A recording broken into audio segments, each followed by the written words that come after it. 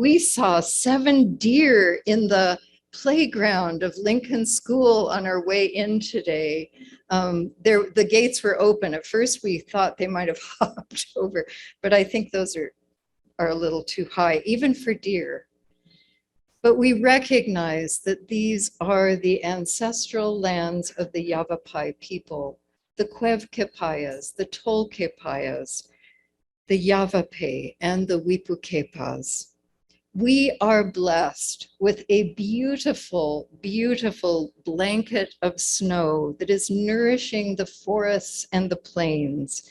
Today we gather to celebrate the ministry of Martin Luther King Jr.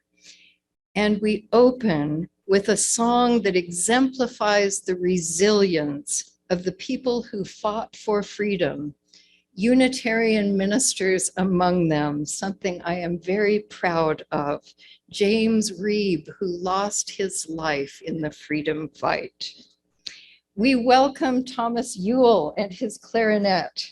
We're lucky to have him and his family and dogs as our neighbors.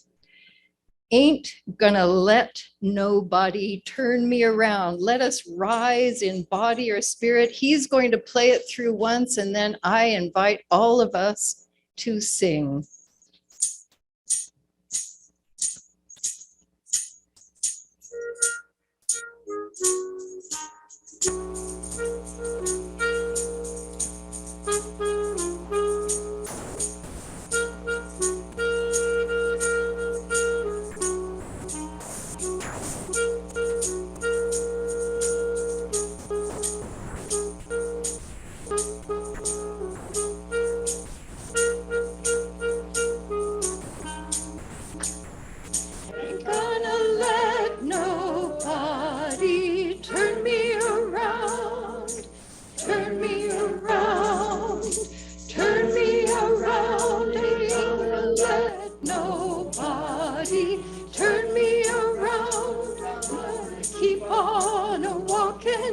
Keep on a-talking, marching up to freedom land. Ain't gonna let no jailhouse turn me around, turn me around, turn me around. Ain't gonna let no jailhouse turn me around. I'm gonna keep on a-walking, keep on a-talking, marching up to freedom land. Ain't gonna let segregation turn me around, turn me around, turn me around. Ain't gonna let segregation turn me around. Gonna keep on a-walking, keep on a-talking, marching up to freedom land. Ain't gonna let nobody turn me around, turn me around, turn me around. Ain't gonna let nobody turn me around. I'm gonna keep on a-walking, keep on a-talking, marching up to freedom land.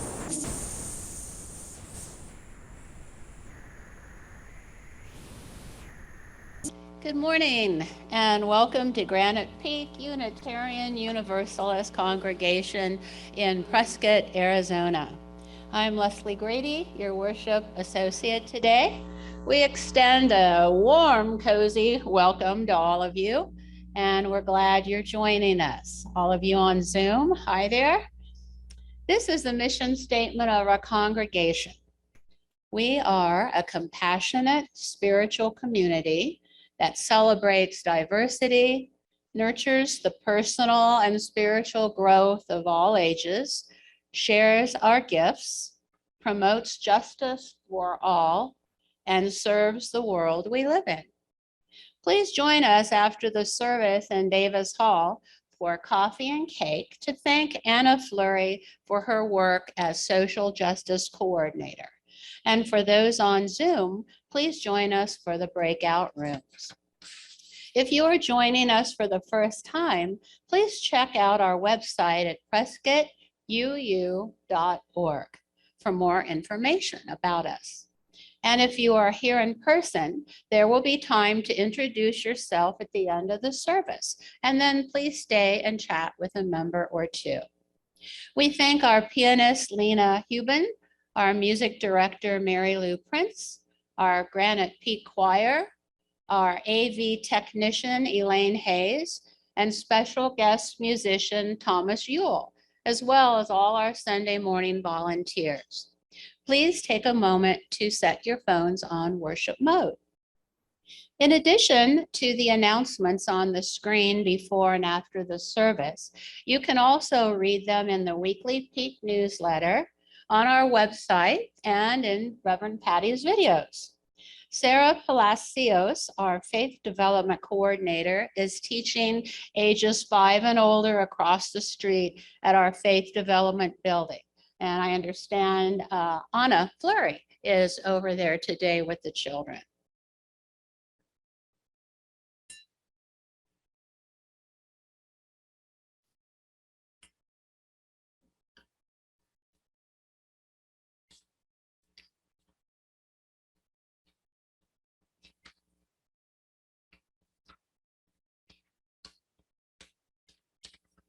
We begin our service in the Unitarian Universalist tradition of lighting the chalice. Our chalice lighter this morning is Patrick Grady. This chalice reading was written by me. We light the chalice today in remembrance of the commitment, sacrifices, and accomplishments of Dr. Martin Luther King Jr. to secure equal rights for all races. May we continue his dream through nonviolent means for equality and human rights through our determined voices and ceaseless activism.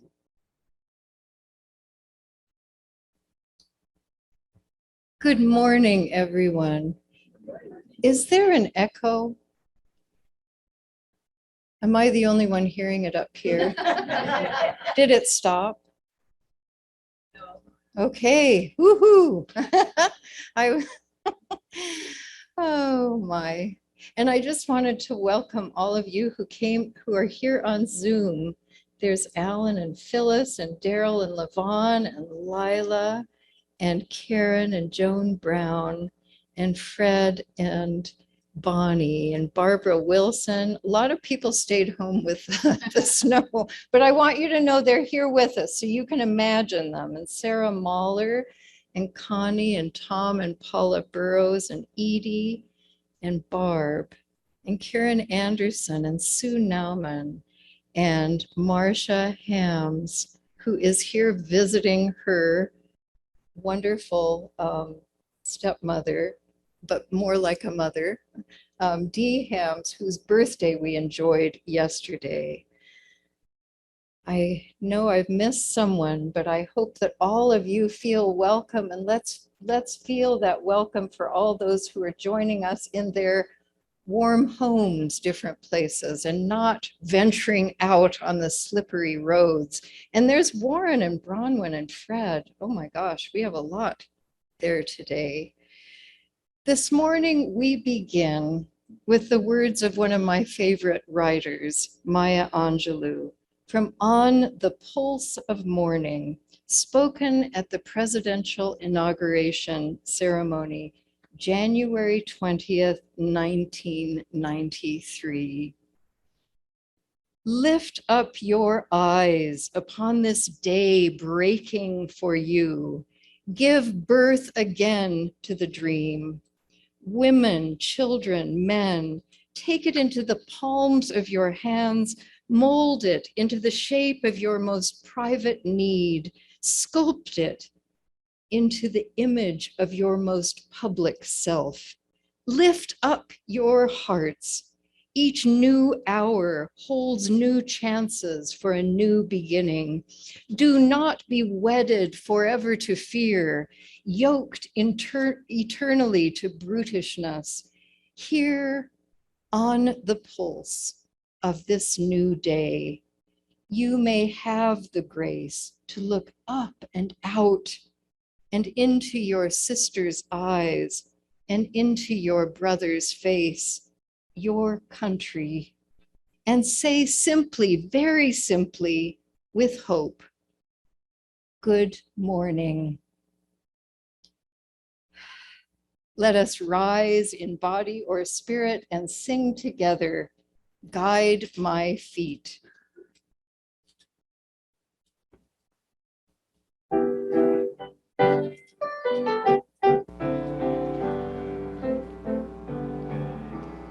Guide my feet while I run this race. Guide my feet while I run this race. Guide my feet while I run this race. For I don't want to run this race in vain. Hold my hand while I run this race. Hold my hand while I run this race. Hold my hand while I run this race. For I don't want to run this race in vain. Stand by me while I run this race. Stand by me while I run this race.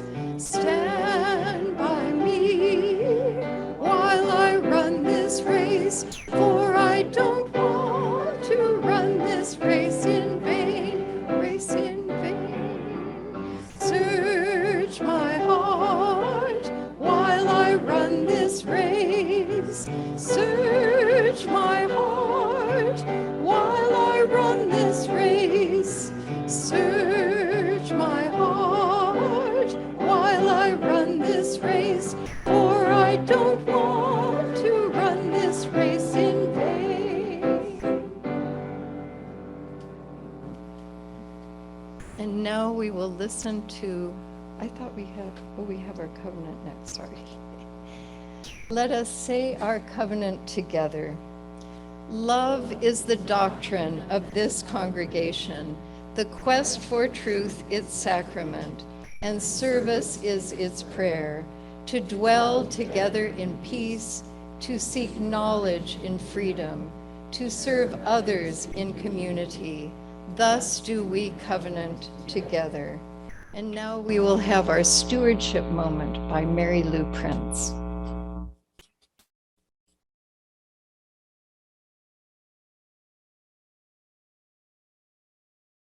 One more time, thanks, and keep it up. Okay. So now we're going to listen to our peace bowl again, because each of us comes to this place. I have gathered in Unitarian Universalist sanctuaries now for 15 years, and each time I bring a different array with me of joys and sorrows, as each of you do. So let us consider that cloak we are wearing of all of those joys and sorrows as we listen to this bell.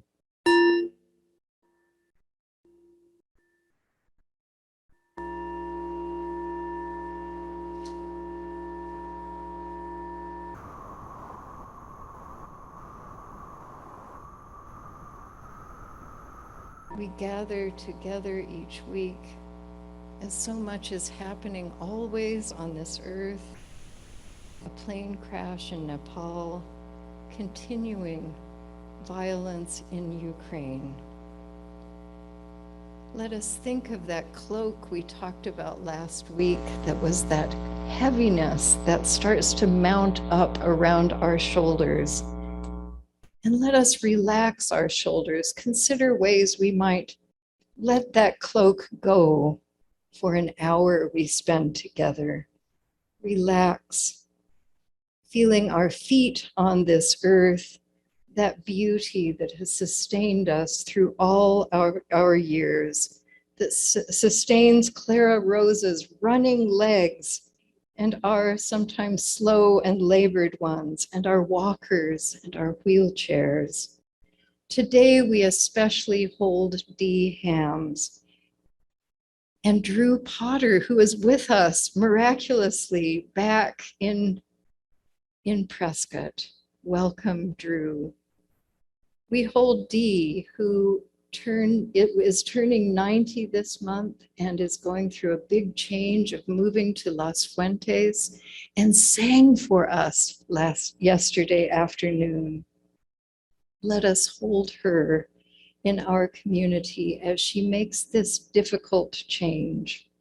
We hold Sally Richards, who is clearing her home and preparing belongings to move to California after the death of her beloved Bill.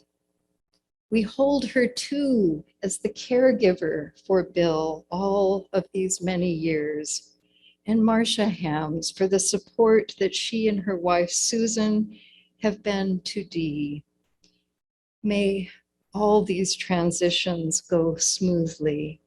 We also hold Karen Hagberg and her loving care of Merle, and Merle that he will continue to heal. And I think that there are names among you. Would you, and Sharon Watt, who is recovering slowly at her home from heart surgery. Are there other names among you? You may say those in the chat if you are on Zoom and into this sanctuary. Jim Robinson. Jim Robinson. Bev Bostrom.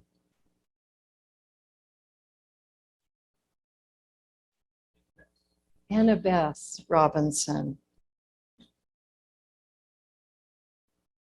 Corey. I couldn't get the last name. Powell. Thank you. Thank you. Carrie Schaefer. Frank Beeson. Thank you, Frank Beeson.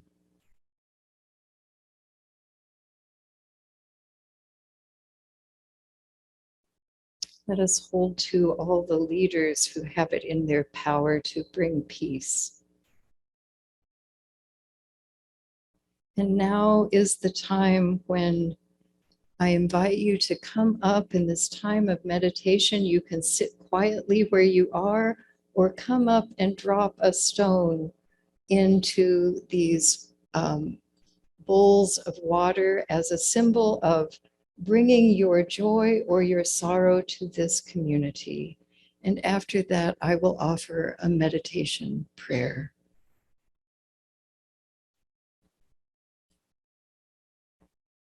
There are two places to go.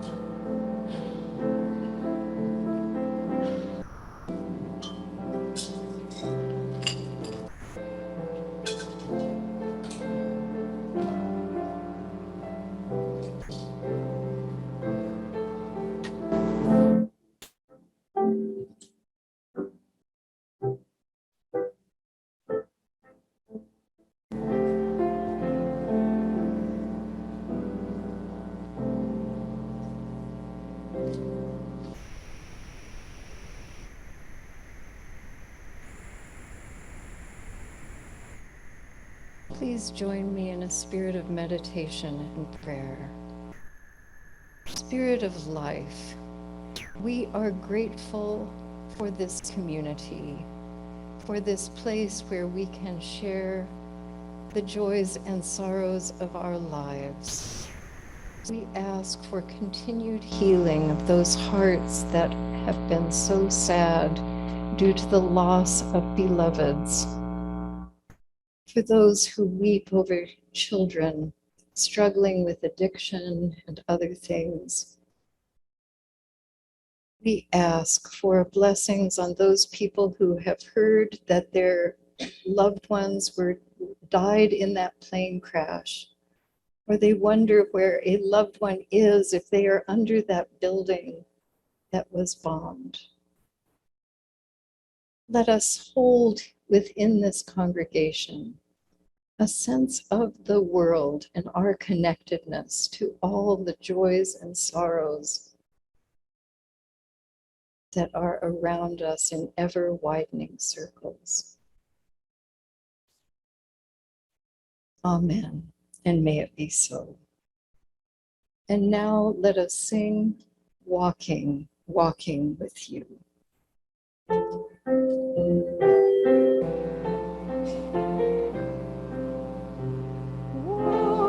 Walking, walking with you, walking with you is my prayer.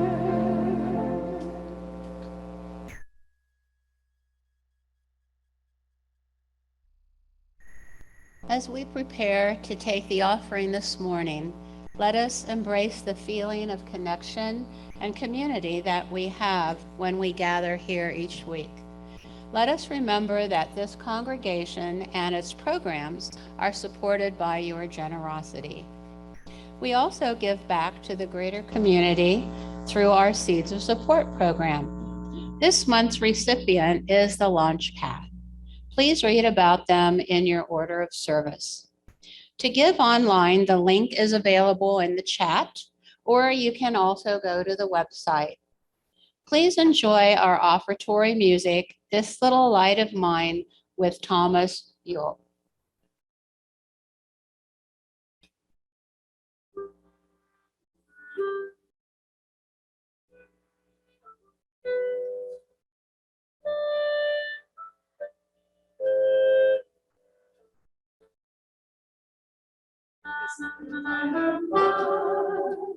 I'm gonna shine.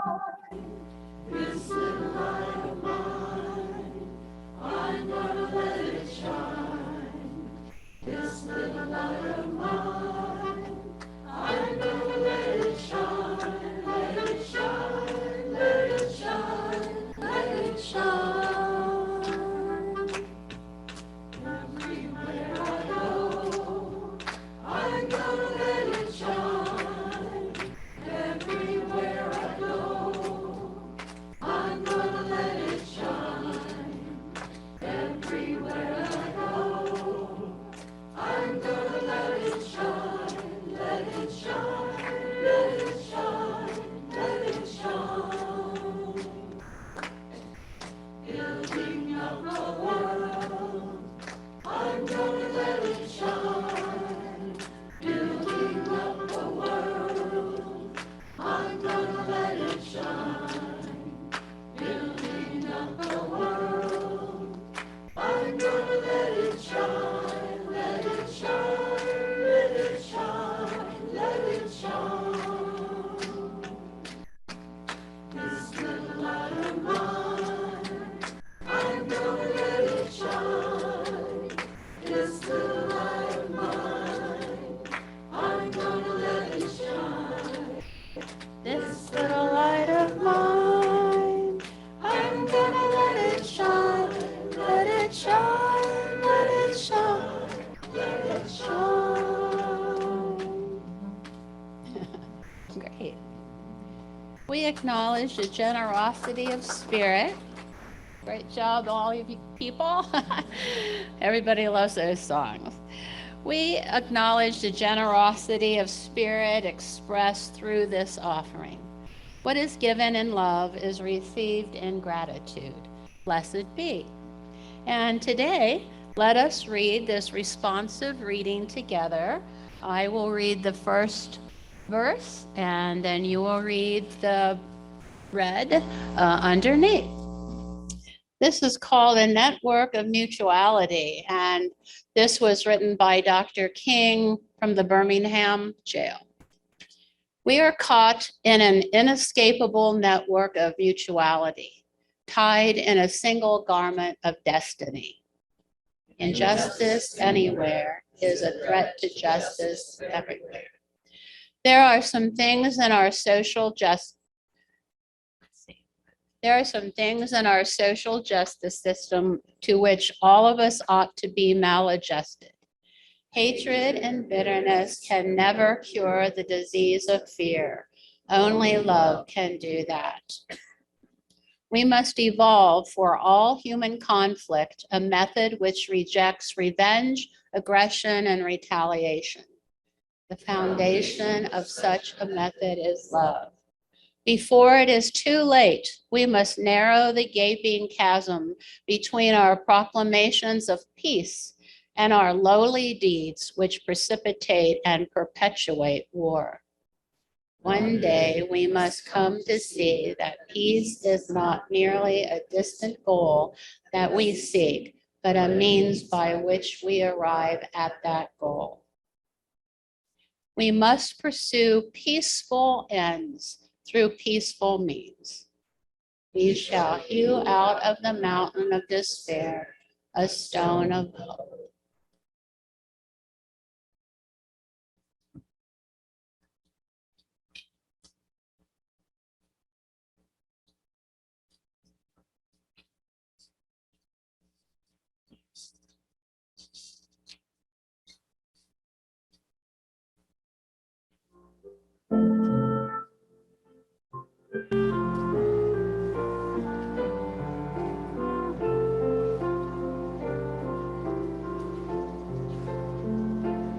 If I stand upon that mountain, lift my eyes up to the stars, when I take the trail that's leading us far,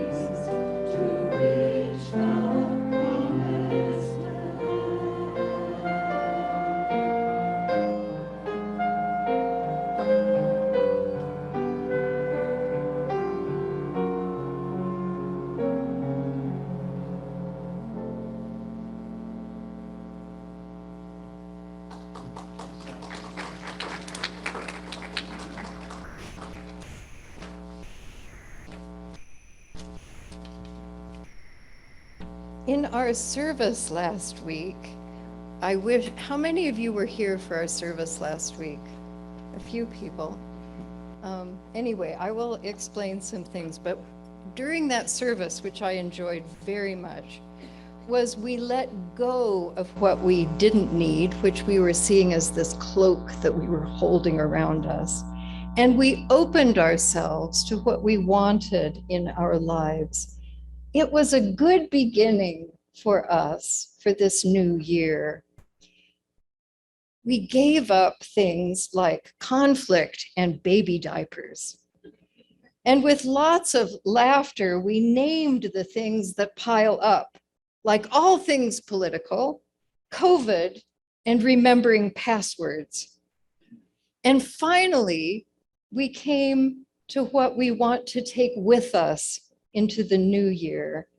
We laughed, we listened to those words that came up, and we spoke from our hearts.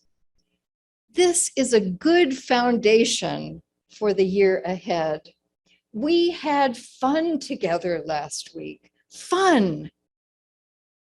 That word that we can put down, that I have been guilty of putting down as superficial, was rocket fuel for the civil rights movement.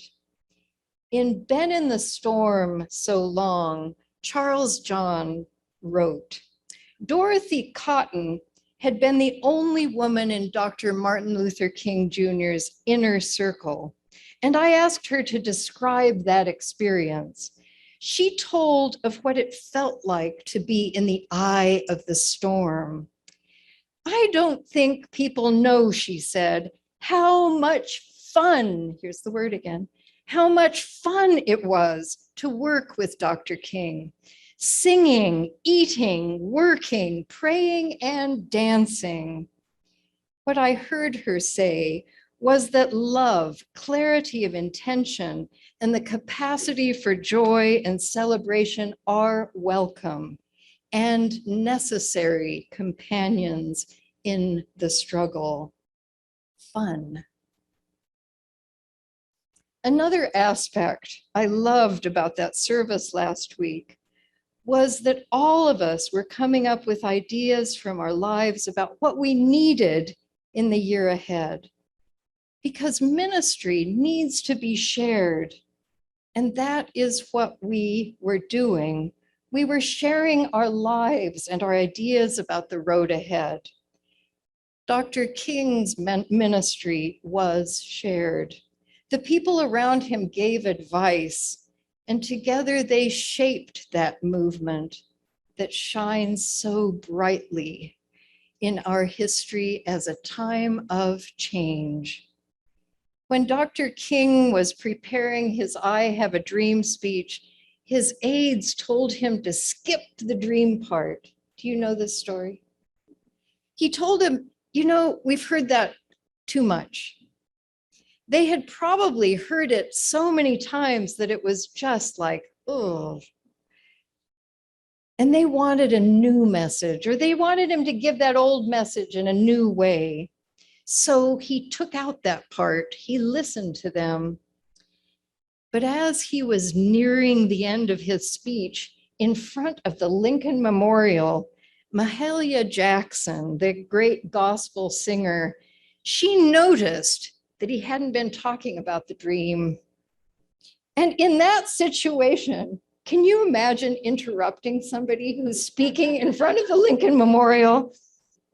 But she knew it was right. She knew that was her part in that shared ministry.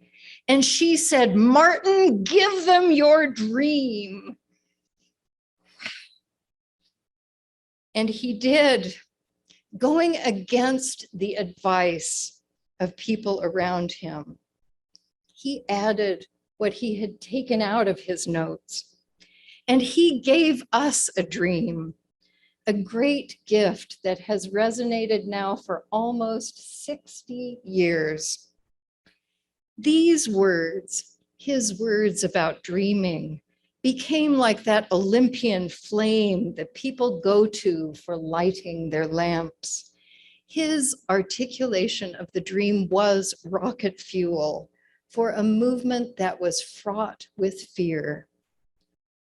We have this movement that we continue to talk about and want to conjure among us because Dr. King kept listening to inspiration, not only inside himself, but in those around him and in his prayers. The collaboration of shared ministry was essential to that fire that sustained that movement. And I wonder about those times when he was discouraged, when his own fire had gone out, when he wasn't thinking that that dream could really happen. Often in his ministry, which is true of a life that risks following inspiration, the way ahead seemed impossible, and he knew he couldn't do it alone. In one of my favorite books of his, called The Strength to Love, he describes this moment. It was described in a sermon that he gave to his people, the people he served, the people whose bedsides he sat with when they were dying and when they were in trouble. This is what he spoke about.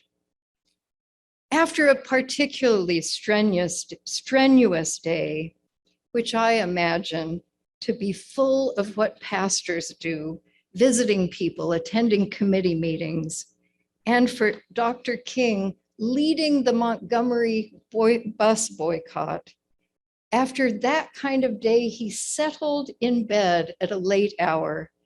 His wife had already gone to bed and was asleep, and he was about to doze off when the telephone rang.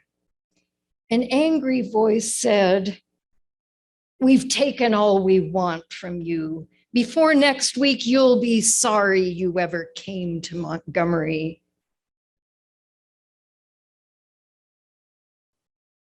When he hung up, he could not sleep. He was a human.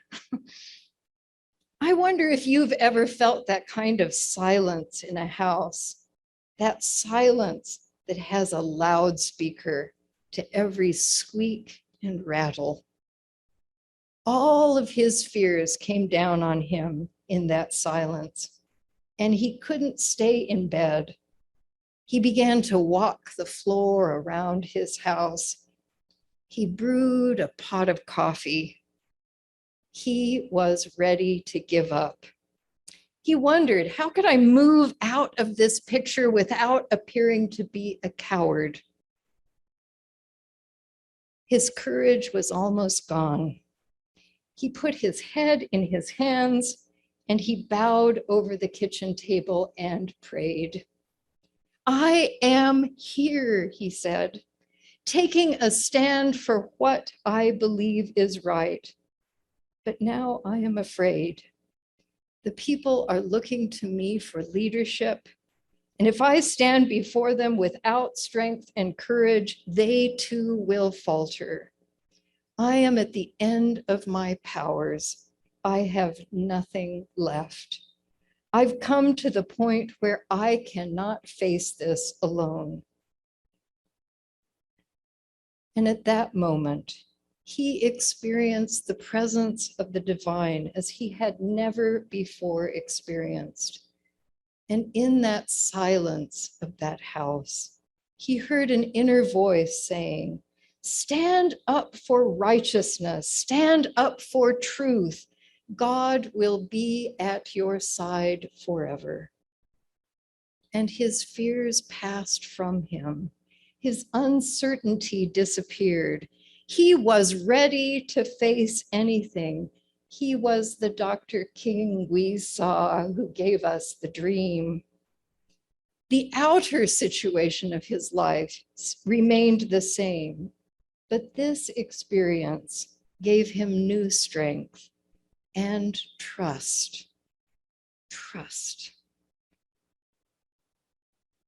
He knew that he had those internal resources to face the storms and the problems of life. And when he told his congregation this story one Sunday, he told it to sustain them, to help them to hear that voice, to sustain them in that historic boycott. When people were walking sometimes 10 miles to work and back, to give them a dream of the city of freedom that awaited. This is how he said it. It will give our tired feet new strength as we continue our forward stride toward the city of freedom. When our days become dreary with low hovering clouds and our nights become darker than 1,000 midnights, let us remember that there is a great benign power in the universe that is able to make a way out of no way and transform dark yesterdays into bright tomorrows. This is our hope, and this is our mandate for seeking to make a better world. Along with shared ministry, prayer was a foundation and a source of that fire that fueled the movement, that took that fear and turned it into love, that changed it into a good energy, that gave the interior resources to face the storms and problems of life. I know some of you don't like the word prayer, but before you give up on this message, I wonder if we could look together at prayer in a new way. Could prayer be a crying out to what is beyond us when we reach that point, as he did, when he was ready to give up? A cry to the universe. As a panentheist, that's how I describe my belief, which is that I see the holy within all things. I see it in the trees, the mountains, and each of you. My prayers happen when I am sitting at that water tower that I struggle to get up to, looking out at the wide sky, looking out at Granite Mountain, or it happens when I look through my windows and last week saw an actual herd of javelinas, about 50 of them, racing towards my window. I wonder why. Maybe they felt some energy, I don't know. They skirted around the house when they got to the window, but it was impressive. It is what I do when I see that pink of the sunrise and the sunset through the forest and on my quiet walks. This past Friday, I walked up to that water tower again, and I sat on the bench that looks out to Granite Mountain. It's a hard, steep climb, and I could do it 6 times before I went down the Grand Canyon. But this recently, I've only been doing it once. And I sat there listening, feeling that that mountain could be my teacher, as the trees are my teacher. I wondered, what would Granite Mountain say to me that morning? On Friday, right as I was about to stand up, without a message, I felt her message to me was that our time together wasn't a one-way street, that I shouldn't just sit there and listen, that I had something to give to the situation, that reciprocity is about my giving my ideas too. My part wasn't just to sit there and listen, it was to offer something. So I poured out to that mountain my hope, as we all did last week. Hope, my specific hope, to give up fear and to welcome ease after leading a congregation through a pandemic. We became a little too accustomed to fear, I think, or I did. Anyway, That gives you a view of how I experience prayer. For me, the deep quiet around prayer is what keeps my imagination alive. And the civil rights movement was a keeper of that flame of dreaming. And dreaming kept the movement alive and is what resonates to us 60 years later. It's hard to dream. On Friday at lunch with the minister, which is not a closed group, I'd love for any of you who are interested in having a Zoom lunch with me to join us on Friday at noon. But at that time, we were talking about dreaming because that was Friday and I'd gone up to the water tower in that early morning. And we were talking about the difficulties of dreaming. And we thought about how you can feel foolish if you tell somebody your dreams. And what if something doesn't happen? I mean, when you've lived long enough, you've seen a lot of things you wanted to happen not happen. But I think, let us risk looking foolish. For dreams, I believe, are what makes life worth living. I think that's what we are remembered for. It's one of the things we're remembered for, along with the kindness we bring. My prayer is that this be a place of the shared ministry of dreaming and imagining. There's a group of quilters and designers who are getting together, thinking up a textile that will go on that back wall and sometimes up here, that will have Granite Peak in the middle of it, and then prayer flags.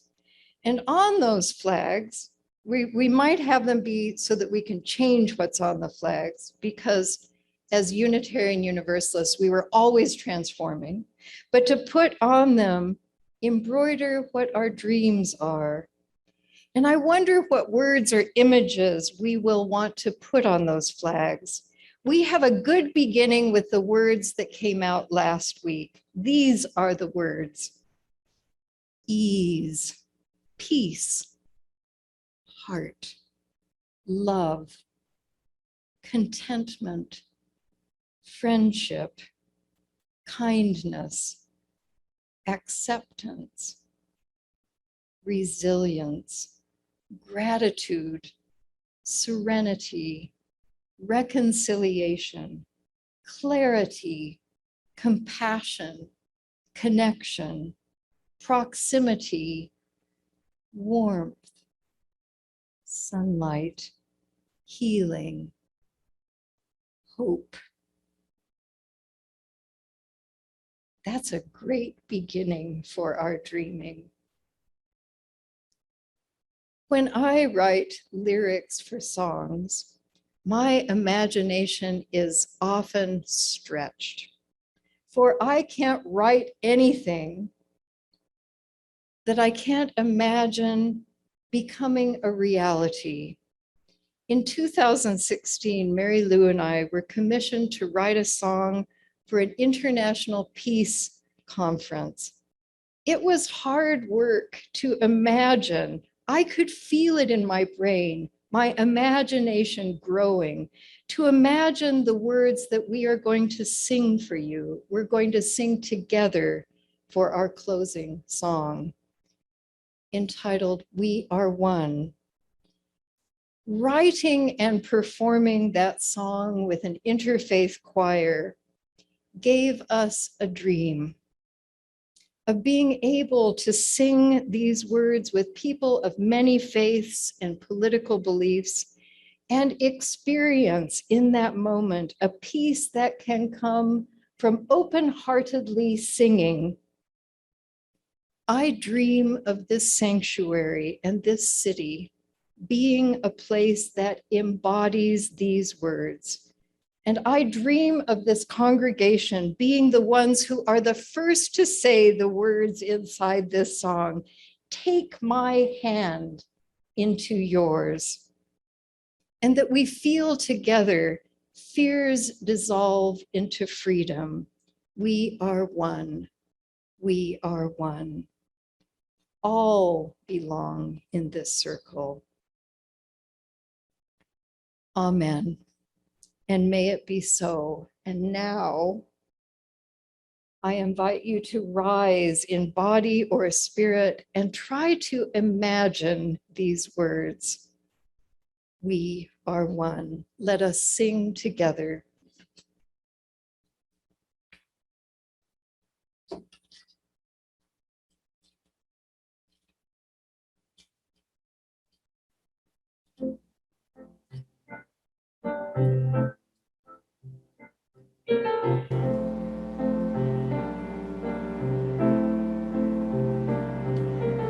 Can you feel the heavens open wide? Through the clouds we find a different world, dispelling shadows in our minds, sending all our fears away. In that vision, nothing separates. We can see the way to reach ahead.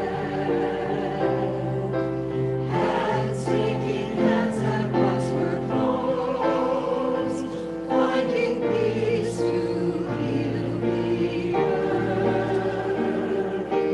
We have the strength to make it so. Open your hearts and minds to peace.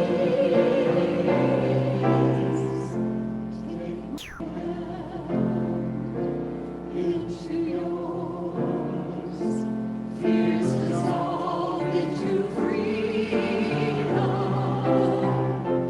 We are one, we are one, all belong in this circle. No more fear, only love. Peace is here when we see it. Now is the time to see what is true. Peace is in our hands.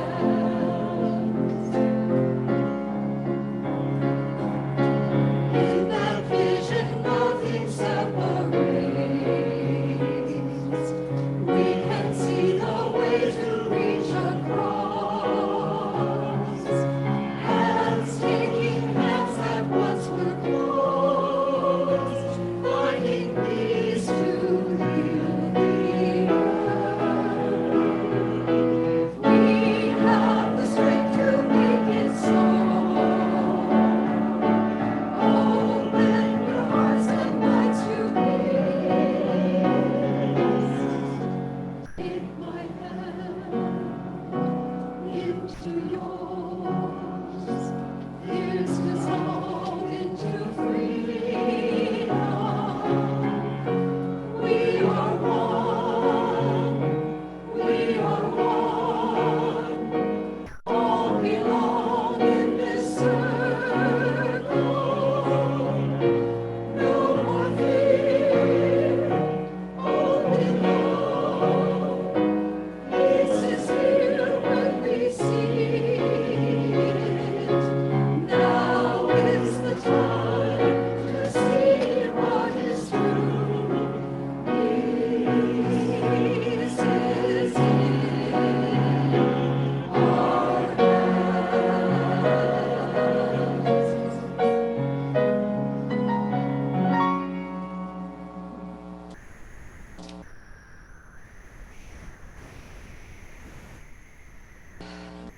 Beautiful singing. You should all be up here. I'm sure the our music director will contact you afterwards. Peace is in our hands. Peace is in our hands. We close this service with the words of Langston Hughes, a poet and a dreamer. We have tomorrow bright before us like a flame, yesterday a night gone thing, a sundown name, and dawn today broad arch above the road we came, we march. Let us listen to John Legend, Glory.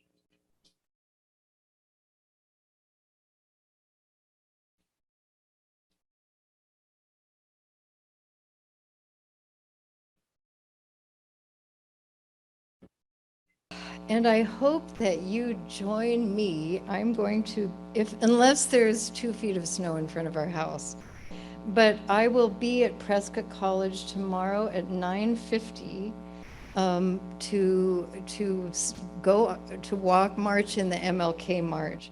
And a good place to park is the United Methodist Church on Gurley. Do you know that building?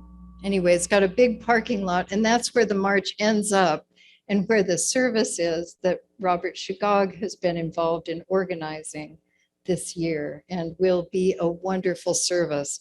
So I will wear a red hat so that you can know who I am, red hat and sunglasses. And then after this service, I feel sorry for you who are on Zoom, but we are going to be enjoying a rainbow cake to celebrate and say thanks to Anna Fleury, who has resigned from her position as social justice coordinator. So I hope that you on Zoom will talk about your dreams in your breakout rooms, and that those of you, while you are eating your cake after you said thank you, talk about your dreams with each other. Can we dare to dream? Let us do that here. And now we extinguish our flame. We extinguish this flame, but not the light of truth, the warmth of community, or the fire of commitment. These we carry in our hearts until we are together again. And now one more thing. Is there anyone here who is new, who would like, or has come back after a long time and would like to introduce themselves? Anyone who wants to introduce themselves? Okay. Okay, now you people on Zoom can go into your breakout rooms. Thank you for coming. Thank you so much. And I see Marilyn now. So then this is the order. I want you to greet each other now. We used to do it at the beginning of the service, but it took so long. And it was really boring for people on Zoom because they weren't doing it. And it was like, "Rrr." So I invite you to greet each other and then go into Davis Hall. Okay,